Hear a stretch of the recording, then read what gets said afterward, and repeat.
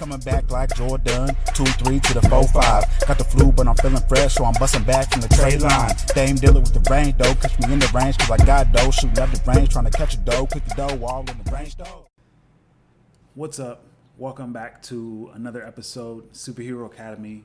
It's James Taylor, and this is episode 24. So we're getting into it. Almost to 25 episodes. It's cool for me to have you guys here every week on the podcast. And today is a day I'm going to take for myself, actually. I never share my story, and I need to be better about that. I need to be able to be more vulnerable. We were talking about that in my men's group that runs on Fridays at 3 p.m. Pacific and 6 p.m. Eastern. So if you're a man and you're interested in a philosophical fight club, Libra J at superheroacademyonline.com. Send that email and I'll get you a link to the Zoom call.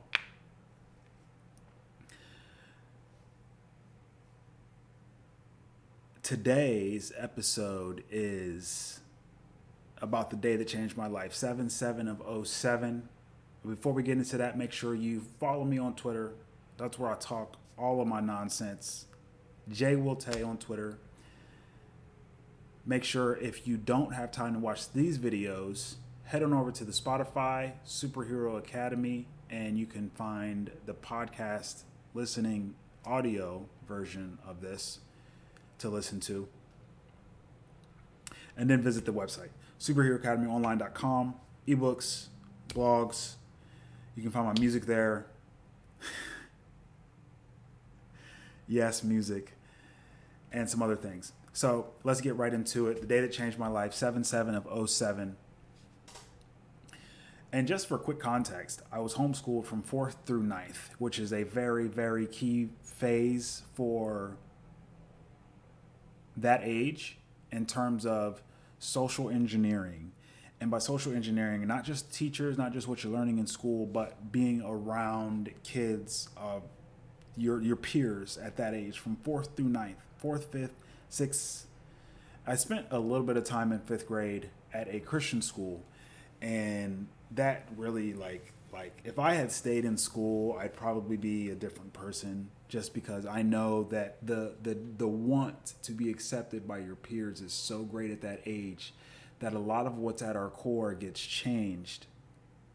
Or you don't, not change, but we create layers around that core. The layers are the way that we make ourselves acceptable to other people, because we want to be accepted. We may have like the wildest core inside of us, but we're taught not to be that way by society. So 4th through 9th, to be at my house, to be at the library, to have my favorite exercise to be reading books. And I hated homeschooling, but now as a grown man, I know that it was helpful. Like, one of the most helpful things that my parents could have ever done was homeschool us. So you've got this kid from 4th through 9th who desperately wants, I did want to be around people my age. So when I got to high school, I finally was able to go to school in high school.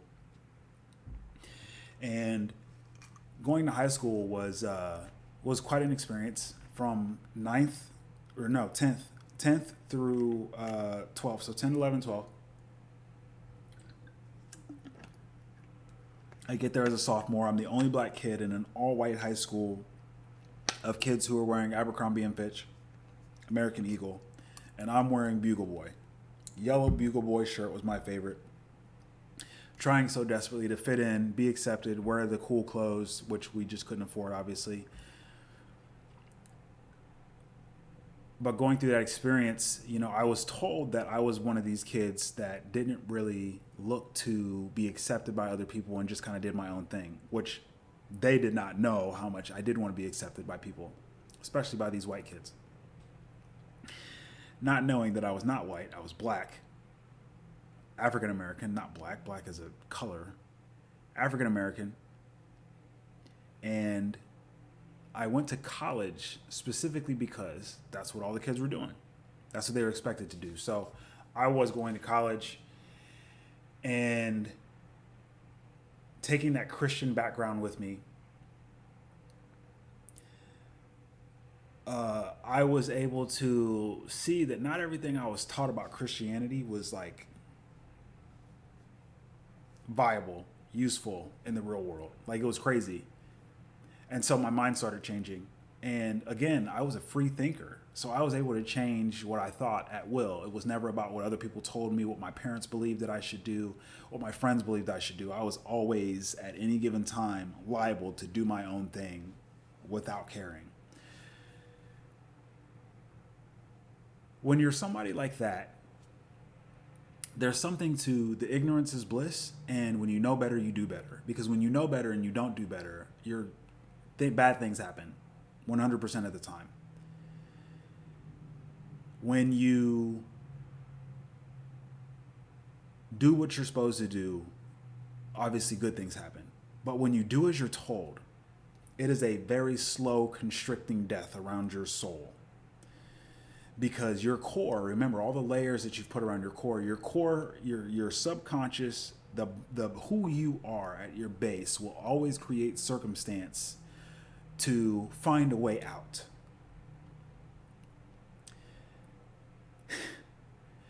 7/7/07 was the day that happened for me, because I had bought this car.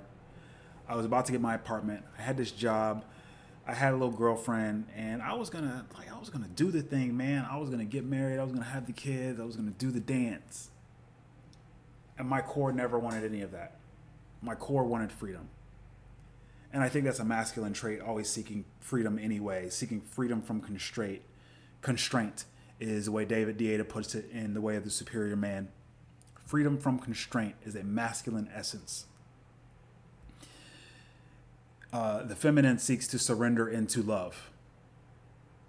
Now, being a Libra, the balance in my life was always kind of a little bit off. I grew up in a house I was the oldest of 6. And so because the youngest 2 were 2 boys, they had not been born yet. There was a 16-year gap between me and the youngest. So I was only getting out of high school when the youngest was like 2 or 3. So there was this thing to growing up in a house full of women and Christianity and having my masculine essence mashed into the ground and never being able to let that out and being more feminine or living in my feminine essence more. Never really making decisions, just kind of being iffy and awkward. And so seeking a way out, being able to put risk, the masculine essence like to risk death. I was at a party celebrating my car and graduating from college. I was back at college celebrating with some friends, showing off for sure. Pride comes before a fall. And flipped my car 4 times, blew a .207, driving drunk. So over 2 times the legal limit. I flipped this brand new car that I had, Chrysler Sebring LXI Coupe. And my life changed that day. The trajectory that I was trying to put myself on with the blinders on of living and doing as other people were doing, getting in the rat race, keeping up with the Joneses, axed. It took me 2 months of depression and suicidal thoughts to realize that was really exactly what I wanted. I lost my job, girlfriend left, car is gone. I now owe for the car, no license. So life just kind of got shitty. And I had 2 choices, kill myself or keep it moving. And killing myself is just never really an option because, like, who's going to go through with that? Like, why would you do that? How was I going to do that? Like, I'm not going to go get a gun and shoot myself. I'm not going to hang myself. That's terrible. I'm not going to take a bunch of pills. I'm definitely not going to sit in a bathtub. So, pick myself up, dust my shit off, and go play semi-pro football. Got hurt, come back, moved to Vegas to become the next UFC fighter. Broke my collarbone, so I came back to Columbus and got into pharmacy. And so now the search for knowledge begins, because that's what all it was in the first place, was a search and thirst for knowledge to make myself better. And spent 5 years learning about pharmaceutical companies and why people take these drugs that they take, which I never took any as a kid. Maybe some ibuprofen a couple times after football. But again, I was never really on that path. So to learn what people have been taught to do automatically, which is go to your doctor and get drugs, I finally got to experience that for 5 years. And it didn't make sense to me still. For 5 years, it didn't make sense to me. It didn't make sense to me, the generics, the originals, why people would pay what they would pay for these things, what they were paying for insurance, what they were paying to go to their doctor. I never wanted any of that. So I left, became a nutritional advisor for 2 years, and learned about minerals, supplements, vitamins, and what eating healthy can really do for the body. My father was always a pretty decent eater. We had Shackley books and did some juicing growing up, but I never really understood why. I just knew that we did it and that it was better to eat healthy than to eat greasy foods all the time. So it's just this whole kind of thing, thread of fate leading me along. After that, became a personal trainer for 4 years, 5 years, and really began to understand that it's really not the physical that drives us. It's this thing inside, this mind. What we think creates our reality. And so I couldn't get people to understand that with personal training because they were so concerned with the physical. It's just the physical, right? Like they wouldn't even want to eat right. That's what most people do. Most people won't eat right because, again, this controls everything. So this car accident on 7/7 of 07, this switch that was flipped, this second lease on life, this second birthday, this day that I was born again, having shook hands with death, and he said, "Not your time yet. You got to keep living. There's something that you're here to do." Even now, I find myself cutting out all the BS. No drinking, no smoking, no philandering. I'm not even really playing video games or watching anime anymore. Like, I'm so set on my work. I'm in science and research, and this.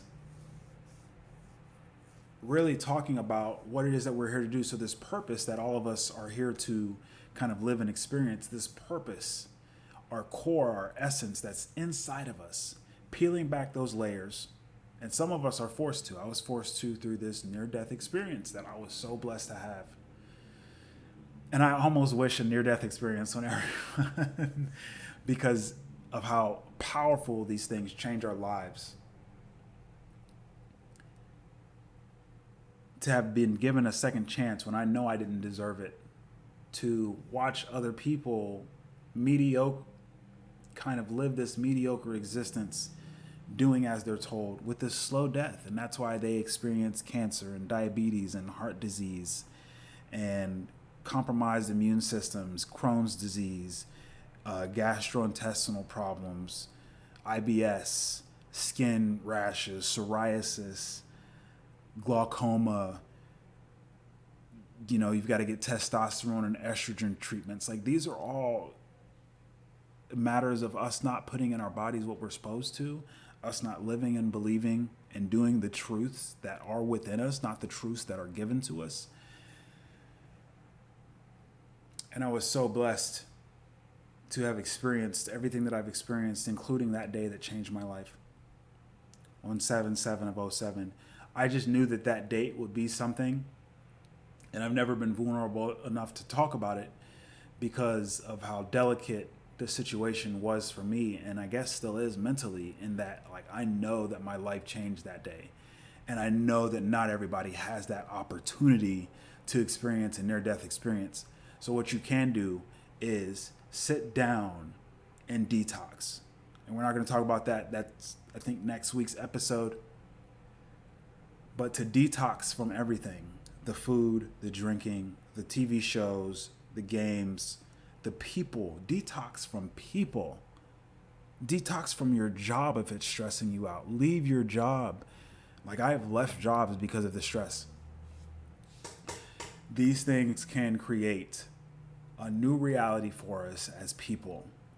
And I've just been lucky enough to, at every time I've tried to keep up with the Joneses, it's been taken away, almost as if my spirit or my core creates the situation that allows for me to escape from that so that I can continue living my truth.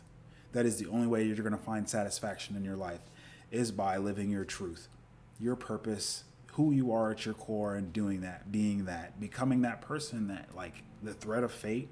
You can't get off your own thread of fate, but you can make decisions along the thread of fate, right? That spiral out into wherever. But they all end in the same place, with you dead. At some point, we all die. Everyone dies. Everything dies. All good things come to an end.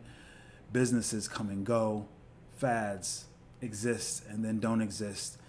And nothing is new under the sun. We all have a reason that we're here. I truly, firmly believe that with 100% of my being. And my goal is just to let you know, if there's a way of life that you're in right now that isn't serving you, leave it. Remember, if this is some content that you like, hit the like button, subscribe, share with your friends. I'll also be doing competitive kart racing here once a month in the Grand Prix here in San Diego. So I'll be uploading those videos too. So if that's something that you like, I'll have a helmet cam that I'll be wearing. So come check that out as well. Twitter for my most up-to-date nonsense, J. Will Tay. I do have a Facebook page, Superhero Academy, Libra J. Pretty sure you can type that in. LibraJ@Superhero Academy is my email if you have any questions.